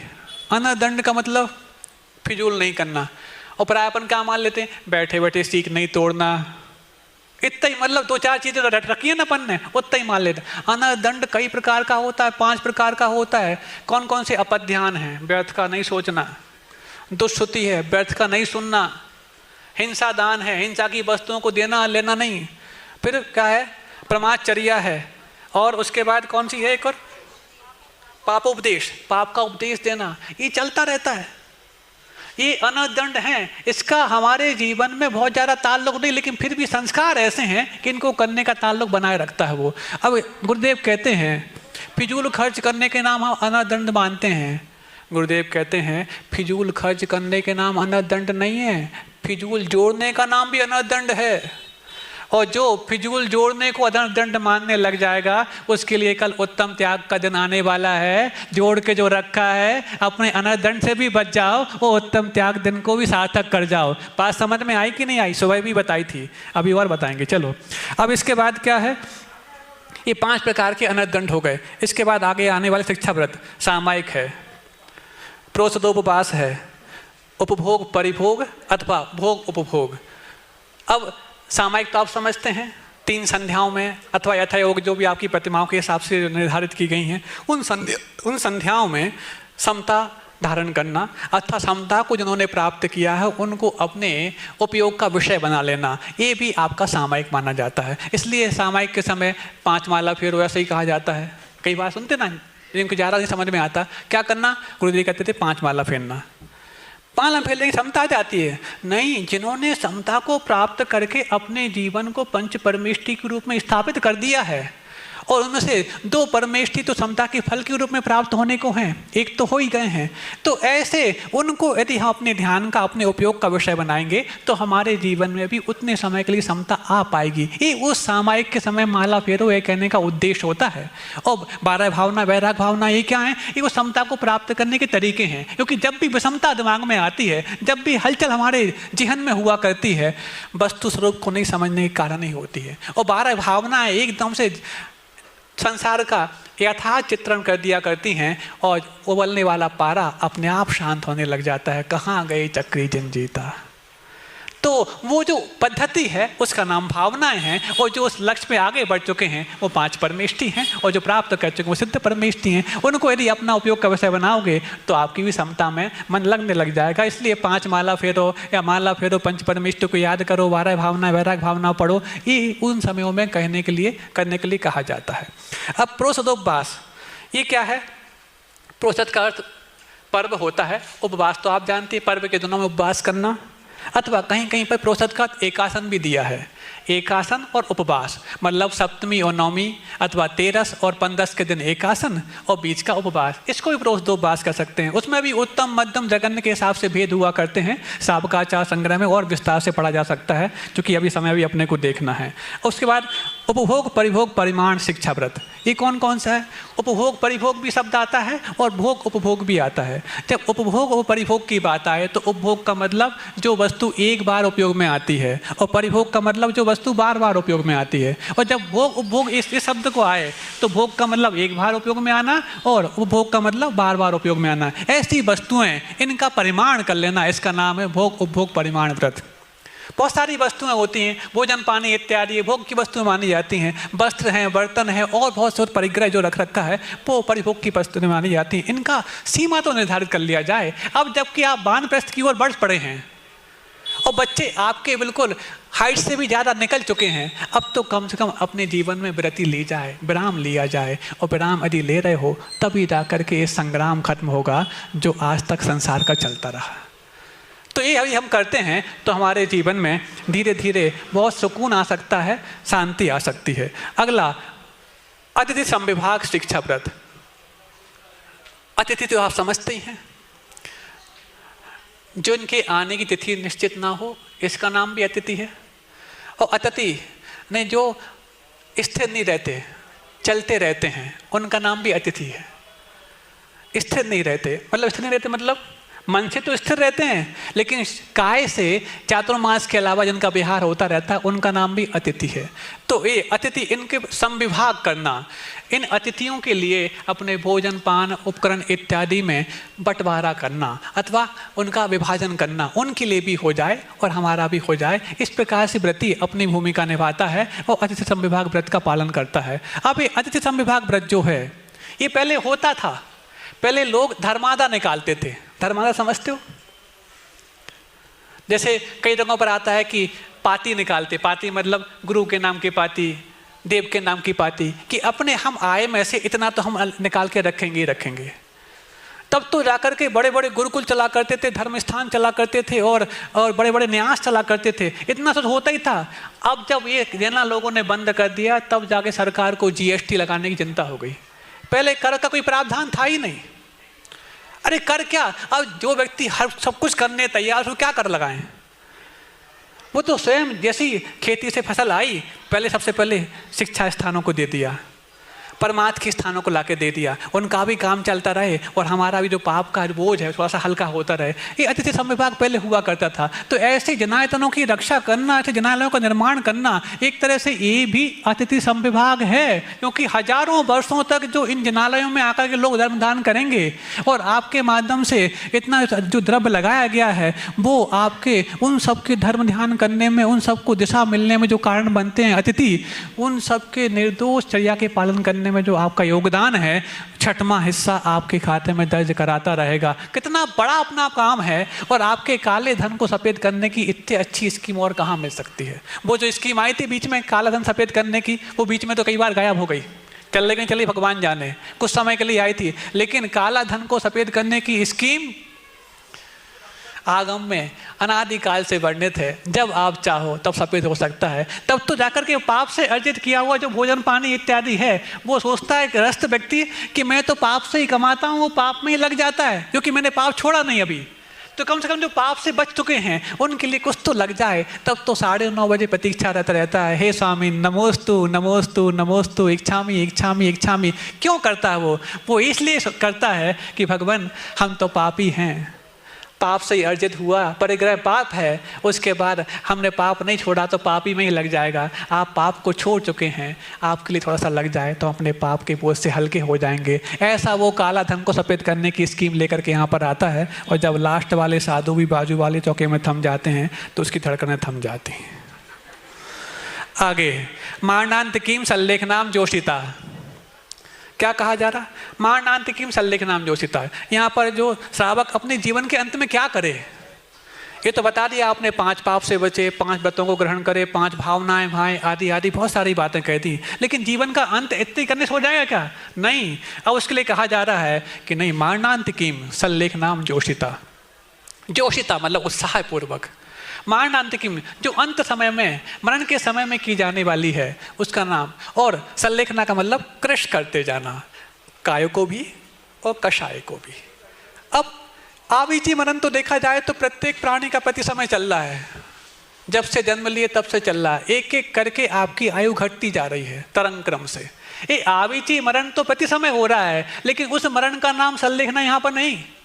जो मरण अंत में होगा उस समय सल्लेखना, उस मरण को स्वीकार करने के लिए हमारे जीवन में कषायों का अभाव करना, कषायों को क्रश करते जाना, इसका नाम सल्लेखना है बंधुओं। और इसको करते वक्त उत्साह हो, प्रीति हो, इसका नाम जोशिता है। यहाँ पर अब आगे मरण के जो 5 भेद बताए, कौन कौन से बताए? पंडित मरण, पंडित मरण, बाल पंडित मरण, बाल मरण और बाल बाल मरण, ये 5 मरण के भेद बताए। तो कुछ लोगों का कहना है कि ये हाँ, जिसका जैसा वेश है वैसे इनके मरण हो जाया करते हैं। ऐसे वेश वालों के पंडित मरण होते हैं और वैसे वेश वालों के पंडित मरण होते हैं। इस प्रकार के वेश वालों के बाल पंडित मरण होते हैं। तो ये जो 5 भेद हैं ये वेश आधारित नहीं, गुणस्थान आधारित हैं।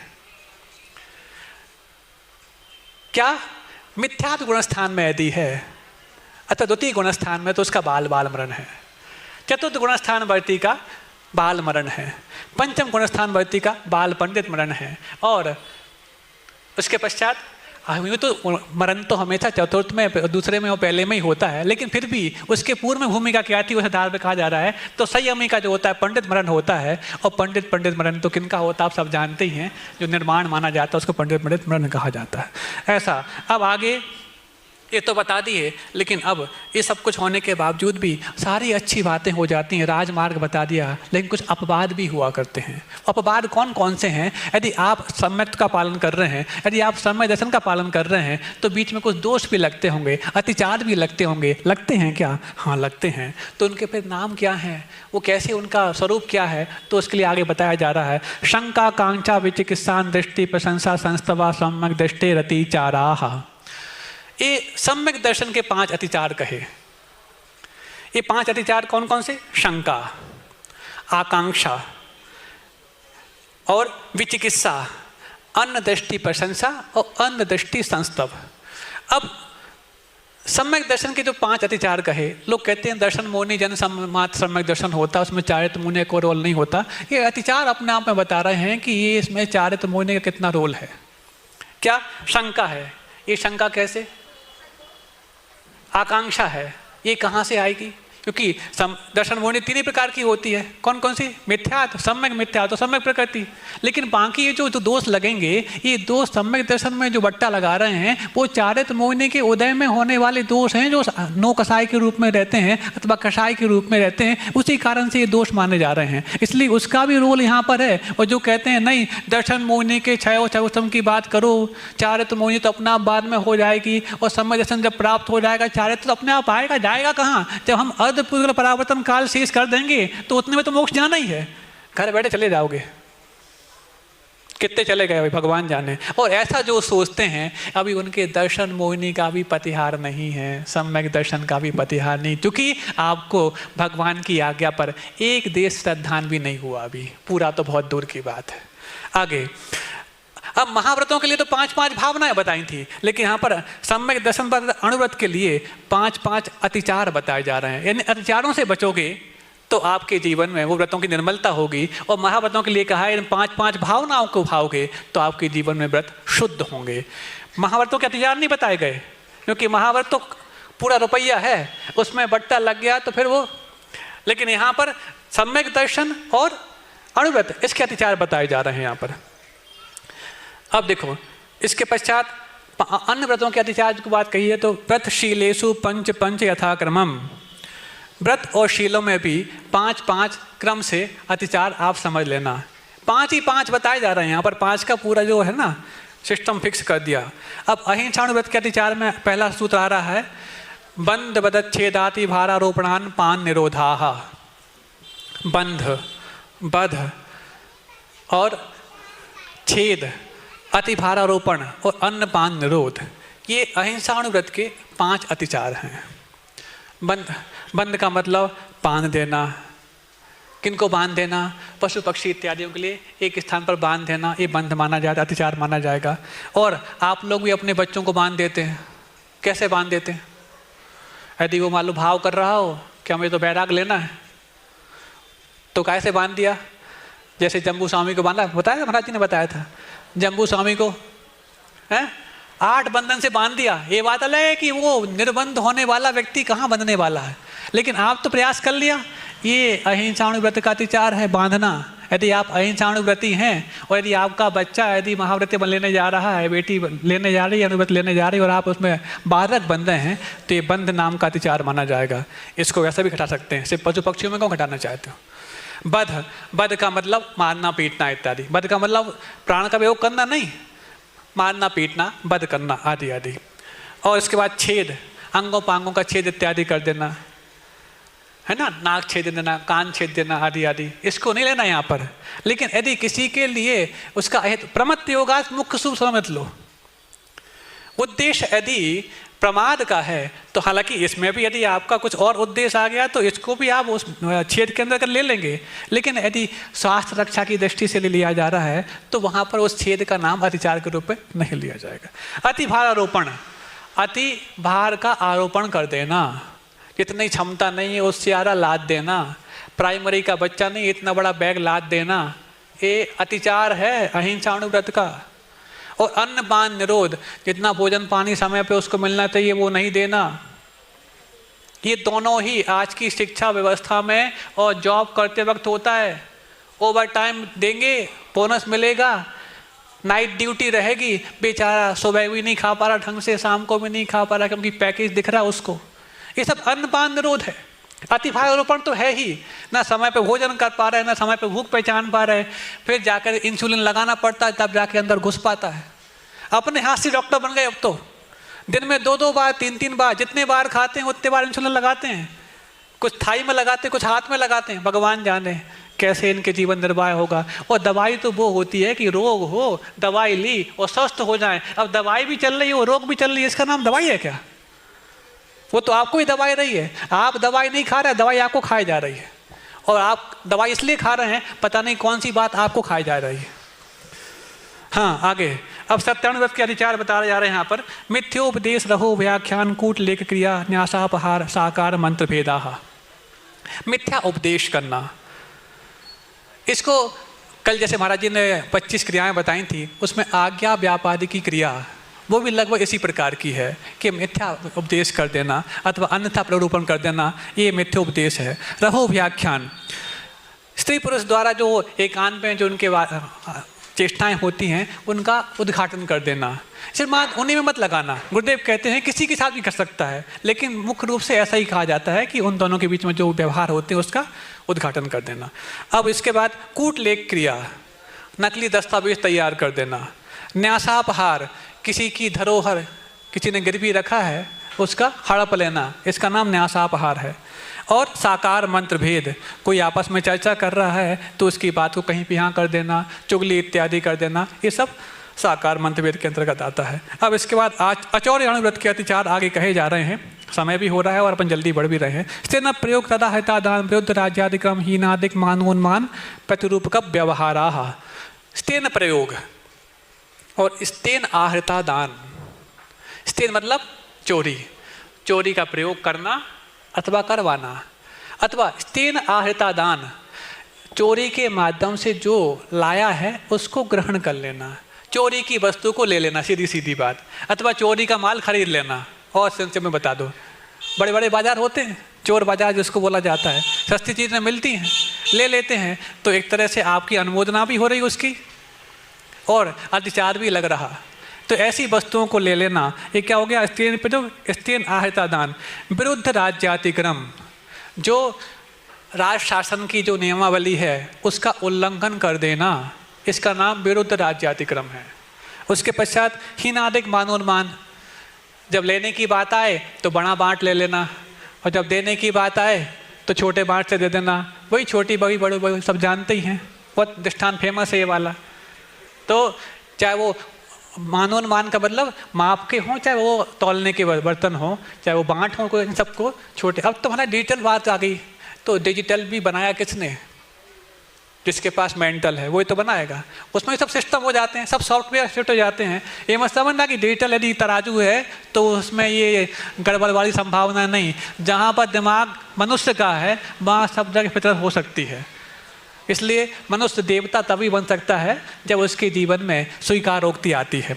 अब इसके बाद प्रतिरूपक व्यवहार। प्रतिरूपक व्यवहार मतलब मिलावट कर देना, पपीता के बीज को सब जानते हैं, ज़्यादा बताने की आवश्यकता नहीं। अब इसके बाद जो यहाँ पर कहा गया विरुद्ध राज्यातिक्रम, गुरुदेव ने बहुत अच्छी बात कही कि जैनागम में जो आचार संहिता है यदि वो उसका पालन करता है तो कभी भी उसको राष्ट्र को क्षति पहुँचती ही नहीं। जैनागम की आचार संहिता का जिसने पालन किया वो कभी राष्ट्र को क्षति नहीं पहुँचा सकता। इसका मतलब है विरुद्ध राज्यातिक्रम का वो पालन, विरुद्ध राज्यातिक्रम वो कर ही नहीं सकता, क्योंकि यहाँ पर तो इतना बड़ा आचार संहिता बता दिया। आईपीसी और जो सीपीसी आपकी है संविधान में, उससे भी बढ़ के संविधान जैनागम में वर्णित है। इनका यदि आप पालन करोगे तो कहाँ आपको अत्याचार लगने वाले हो, कहाँ धन के भागी होने वाले हो, कहाँ विरुद्ध राज्यातिक्रम हो सकता है। अब आगे ब्रह्मचर्याणु व्रत के अत्याचार कहे जा रहे हैं। पर विवाह करने त्वरिका परिग्रहीता गमनानंग क्रीड़ा काम तीव्रा विनिवेशा। पर विवाह करण, दूसरे का दूसरे का मतलब अपने और अपने सगे संबंधी जो है अपने बेटे इत्यादि हैं, इनके अलावा अन्य की व्यवहार करना। उसके बाद इत्तरी का परिग्रहिता। इत्तरी का मतलब जो कहना चाहिए कदाचार जो करते हैं, कदाचार, और वो परिग्रहिता मतलब शादीशुदा हो और जो कदाचार में लिप्त हो।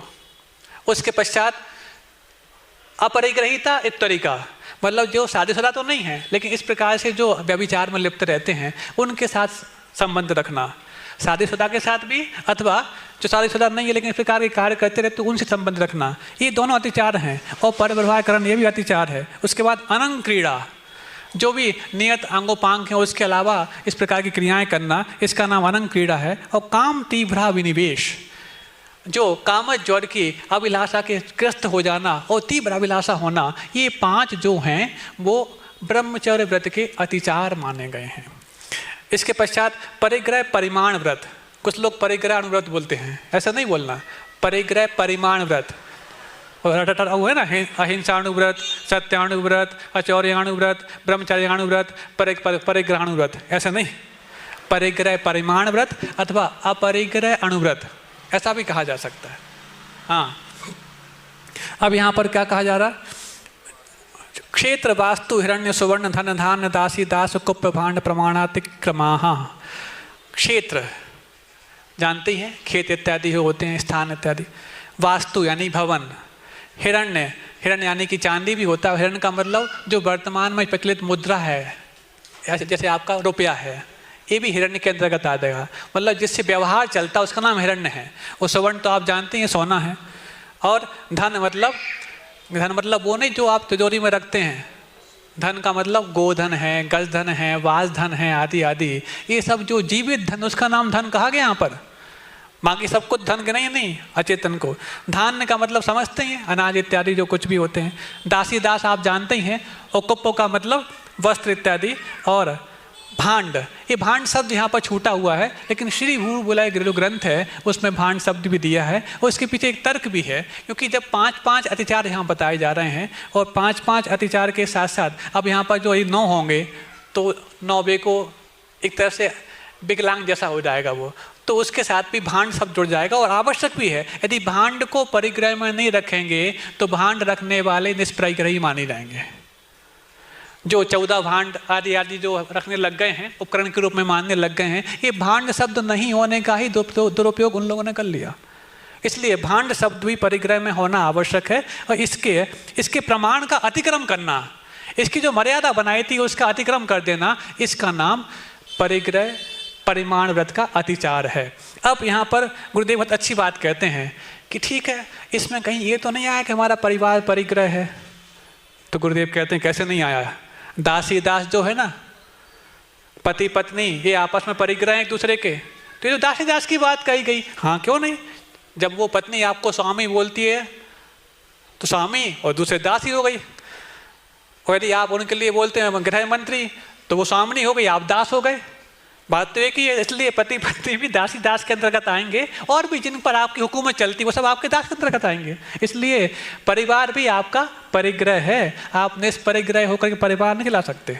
हाँ आगे, अब आगे दिग्व्रती के अतिचार बताए जा रहे हैं। ऊर्ध्वाधस प्रतिक्रम क्षेत्रवृत्ति स्मंतराधानानि। ऊर्ध्व यानी ऊपर, अध यानी नीचे, त्र्यक यानी कि तिरछे, इनकी जो हमने मर्यादा बनाई उसका व्यतिक्रम कर देना, उसका उल्लंघन कर देना। और क्षेत्र जो हमने बांधा था उसकी वृद्धि कर लेना। थोड़ा चलता है, क्या बात हो गई, भारत की बनाई थी, नेपाल भी तो पहले भारत में याद तो सुना था, अफगानिस्तान भी आता था, ब्रह्मा ये सब तिब्बत सब कुछ भारत के हिस्सा थे। तो अभी हमने वर्तमान के भारत की मर्यादा बनाई थी और फिर पूर्व के भारत की बात करने लग गए। ये क्या हो गई, क्षेत्र वृद्धि हो गई। ऐसा नहीं करना। और स्मृत्यंतराधान मतलब जो हम उसकी मर्यादा को भूल जाना, अपने आवश्यकों के बारे में इत्यादि भूल जाना, ये सब ये दिग्व्रत के 5 अतिचार हैं। अब आगे आ रहा है देशव्रत के 5 अतिचार। आनयन प्रेष्ठ प्रयोग शब्द रूपानुपात पुद्गलक शेपाहा। आनयन अपनी मर्यादा के बाहर की वस्तु को ले आना, नयन मतलब लाना, असमंतात लाएं, तो उसको सीमा के बाहर की वस्तु को ले आना। इसका नाम आनयन हो गया। प्रेष्य प्रयोग, किसी को भेजकर बुलवा लेना, प्रेष्य मतलब प्रेषक बोलते ना, भेजने वाला, तो भेजकर बुलवा लेना। उसके बाद शब्दानुपात, अब हम तो नहीं जा सकते वहाँ पर, बोले आओ, ये क्या हो गया, और नहीं है तो फिर आप तो मेरे पास है ही। हम तो भारत के बाहर नहीं जाएंगे, लेकिन भारत के बाहर से आई हुई चीज़ सबको मंगा लेंगे हम, हल तो करना है।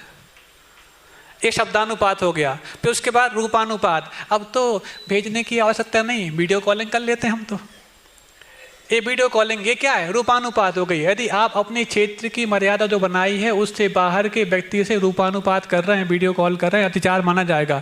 पुद्गलक्षेप यानी किसी कंकर पत्थर इत्यादि को फेंक करके, कुछ भी कागज फेंक करके, ये सुनो हमारे वहाँ जाने का त्याग है लेकिन तुम समझ लो, ये आपकी सीमा के बाहर की वस्तु के बारे में जो संपर्क आपने रखा है वो अतिचार माना जाएगा। अब इसके बाद अनदन व्रति के अतिचार बताए जा रहे हैं। कंदर्प का उत्कुच स्मौखर्या समीक्षादि कर्णोपभोग परिभोगा नर्थक ज्ञानी। कंदर्प यानी कि अशिष्ट वचन करना, किसे रागान्वित होकर के अशिष्ट वचन करना। कौतकुच, उस अशिष्ट वचन के साथ साथ शरीर की कुछ चेष्टाएं कुचेष्टाएं भी कर लेना, ये कौतकुच है। मौखर्य मतलब बहुत जाना चाहिए, मुखरता आ जाना, बाचाल हो जाना, ये बकवास करना, ये सब मौखर्य माना जाता है। असमीक्षादिकरण, बिना विचारे ज़्यादा कार्य कर लेना कुछ भी। अब आने की उम्मीद कम लोगों की थी लेकिन ज़्यादा बना लिया, ज़्यादा आने वाले थे कम बना लिया, होता कि नहीं होता। और ऐसे मेरी उपवास और चल रहे हैं तो फिर तो भगवान मालिक। तो ये सब क्या असमीक्षादिकरण माना जाता है। उपभोग परिभोग अनर्थक मतलब अधिक उपभोग परिभोग सामग्री का संग्रह कर लेना, ये सब कुछ कहलाता है अतिचार। कौन से अतिचार हैं आपके, ये आपके अनदन व्रति के अतिचार हैं। 5 तो वो अनदन के भेद बताए थे, लेकिन ये 5 उसके अतिचार अलग से हैं, कितना ध्यान रखना पड़ेगा। और अपन क्या मानते थे, बस सींग को तोड़ने का नाम अनदन व्रत है। फिजूल मानसिक, फिजूल वाचनिक और फिजूल कायिक चेष्टा करना, ये सब अनदंड है। अब आगे सामायिक शिक्षा व्रत के अतिचार कहे जा रहे हैं। योग दुष्प्रणिधानादर स्मृत्यनुपस्थानानि, योग दुष्प्रणिधान, योग मतलब मन वचन काय, इनका दुष्प्रणिधान। दुष्प्रणिधान का मतलब क्या कहलाता है, इसका मतलब अशुभ संकल्प विकल्प करना, ये दुष्प्रणिधान माना जाता है। अब मन में अशुभ संकल्प विकल्प करना, वचन का मतलब अशुद्ध उच्चारण कर लेना। काय दुष्प्रणिधान मतलब सामायिक के समय बैठे हैं कुछ भी हिला लिया, अब मन नहीं लग रहा तो क्या करें, टीवी देख नहीं सकते, लेकिन अब अरे अब क्या करें ऐसे कैसे, और वैसे में उपवास और कर लिया, एक आसन और कर लिया, आकुलता तो होती है। ये सब उसके अतिचार अंतर्गत आते हैं। फिर अनादर, क्या अनादर तो आप समझते हैं, आदर नहीं होना अपने आवश्यकों में, मात्र लीपा पोती कर लेना, औपचारिकता मात्र कर देना, ये अनादर माना जाता है। स्मृत्यनुपस्थानान यानी कि सामायिक का काल ही भूल जाना, अरे हो करने तो थी कर नहीं पाए, अब कर लेते हैं कोई बात नहीं, ये स्मृत्यनुपस्थानान है। अब आगे आता है प्रोस दो बास शिक्षा व्रत के अतिचार। अप्रत्यवेक्षिता प्रमाजितोत्सर्गादान संस्थरोपक्रमणानादर स्मृत्यनुपस्थानानि। अप्रत्यवेक्षित अप्रमाजित उत्सर्ग, अप्रत्यवेक्षित अप्रमाजित आदान, अप्रत्यवेक्षित अप्रमाजित संस्थरोपक्रमण, ये 3 चीज़ें हैं। और फिर 2 और बता रहे। क्या उत्सर्ग का मतलब, अप्रत्यवेक्षित मतलब बिना शोधी हुई, और अप्रमाजित मतलब अप्रत्यवेक्षित मतलब बिना देखी हुई, और अप्रमाजित मतलब बिना शोधी हुई। जमीन पर शंका इत्यादि कर देना, ये अप्रत्यवेक्षित अप्रमाजित उत्सर्ग माना जाएगा। आदान मतलब बिना शोधी और बिना देखी हुई उपकरणों आदि को ग्रहण कर लेना, ये आदान माना जाता है। और फिर संस्थरोपक्रमण मतलब बिना देखी और बिना शोधी भूमि पर बिस्तर बिछा देना। अब उपवास से शक्ति नहीं बची, एकासन किया, रसपई त्याग किया, 10-10 दिन हो गए, 7-7 दिन हो गए, सामर्थ्य कम बची है, सामर्थ्य कम बची है, तो आपके इन चेष्टाओं में प्रमाद नहीं होना चाहिए। इसलिए जितना हम अपने व्रतों का निर्दोष पालन कर सकें उसको ध्यान में रख करके ही उत्तर गुणों का पालन हम करें। ये सब उत्तर गुणों में आएंगे, उपवास इत्यादि, लेकिन यदि उसके करने से हमारे मूल गुण में दोष लगने लग जाए तो सावधान होने की आवश्यकता यहाँ कहा जा रहा है। फिर अनादर उपवास के कारण है, और उसके बाद भूख प्यास की बाधा हो रही है, और उसके बाद क्या है, आवश्यकों में अनुत्साह हो गया, ये अनादर हो गया। इसमें तुनुपस्थानान, भूल ही गए, अब जिस समय आवश्यक का समय था उस समय झपकी लग गई, भूल गए तो भूल गए, ये सब अतिचार में आएंगे। इसके बाद उपभोग परिभोग परिमाण व्रत के अतिचार बताए जा रहे हैं। सचित्त संबंध सम्मिश्रा विषवदोपक्वाहाराः। सचित्त आहार, सचित्त संबंध आहार, सचित्त सम्मिश्र आहार, ये 3 प्रकार के आहार हो गए। सचित्त मतलब समझते हो जिसके पास चेतना है, उस सचित्त आहार को लेना, हरे फल फूल इत्यादि का सेवन करना, जिसका इसका त्याग, उसकी बात कर रही है सचित्त त्याग। सचित्त संबंध आहार, सचित्त पदार्थों से संबंधित आहार का सेवन कर लेना। सचित्त सम्मिश्र आहार, अब सचित्त संबंध तो हो गया, लेकिन अब उसके बाद मिश्रण हो गया हो, मिल गया हो। अभी तो संबंध मात्र हुआ था दूर से, अब उसमें घुल मिल भी गया हो, ये सचित्त सम्मिश्र आहार हो गया। अभिशव आहार मतलब मादकता उत्पन्न करने वाला कोई आहार लेना, तामसिक आहार जिसको बोलते हैं। और दुष्पक्व आहार मतलब जल गया हो चाहे अध पका रहा हो, दोनों का नाम दुष्पक्व है। 2 बार पकाने का नाम दुष्पक्व मानते हैं? नहीं, अध पका भी है, मतलब जो उसका पूरा पकाव होना चाहिए था वो नहीं होना, इसका नाम दुष्टुपक्व, दुष्पक्व। जो अच्छे से नहीं पका उसका नाम दुष्पक्व है। अब इसके बाद आ रहा है अतिथि संविभाग शिक्षाविद का अतिचार। सचित्त निक्षेपापिधान पर उपदेश मात्सर्य कालातिक्रमा। सचित्त निक्षेप, सचित्त पिधान। निक्षेप मतलब रखना और पिधान मतलब ढकना। सचित्त से सचित्त के ऊपर रख दिया और सचित्त के माध्यम से ढक दिया, पत्ते से ढक दिया तो पत्ते पर रख दिया, ए मान लो समझ लो। पर व्यपदेश दूसरों के द्वारा दिलवा देना अपनी वस्तु को, अथवा दूसरे की वस्तु को खुद दे देना, ये क्या हो गया? पर व्यपदेश हो गया। मात्सर्य, दान करते हुए भी आदर नहीं करना। किसका आदर नहीं करना? श्रावक का भी और कई बार साधु का भी अनादर कर देना, ये क्या कहला जाता है? मात्सर्य कहलाता है। और इसके बाद कालातिक्रम, आहार का काल नहीं है उस समय का उल्लंघन कर जाना, ये कालातिक्रम माना जाता है। ये 5 आपके अतिथि संविभाग शिक्षाविद के अतिचार हैं। अब संलेखनाविद के अतिचार आने वाले हैं। जीवित मरना संशा मित्रानुभाग सुखानुनंद विनिदानानि। जीवित की जीविता संशा और मरना संशा, मित्रानुराग, सुखानुबंध और निदान, ये 5 संलेखनाविद के अतिचार हैं। जीने की इच्छा, मरण की इच्छा। अब गुरुदेव कहते हैं शंकादि करना भी पराश्रित हो गया। लघु शंका, दूर शंका भी, तीव्र शंका भी कहना चाहिए, खुद से नहीं कर पा रहे हैं, पराश्रित हो गए। इसके बावजूद भी संलेखना की कोई दिमाग में आई नहीं रही, सूझ नहीं रही। अभी तो है, अभी तो भूख लग रही है। वो जठराग्नि को देखते रहते हैं और जठराग्नि अच्छी लगी, जठराग्नि का मापतोल भी उनके पास नहीं है। अच्छी चीज दिख रही हो, मुंह में पानी आ जाए, इसका नाम जठराग्नि है क्या? जठराग्नि तो वो होती है, जठराग्नि प्रदीप्त हो रही है तो सूखे बर्तन को भी खाने मजबूर हो जाए, सूखी रोटी को भी खाने मजबूर हो जाए, उसका नाम जठराग्नि है। और जिह्वा लिप्सा का नाम जठराग्नि नहीं होती बंधु।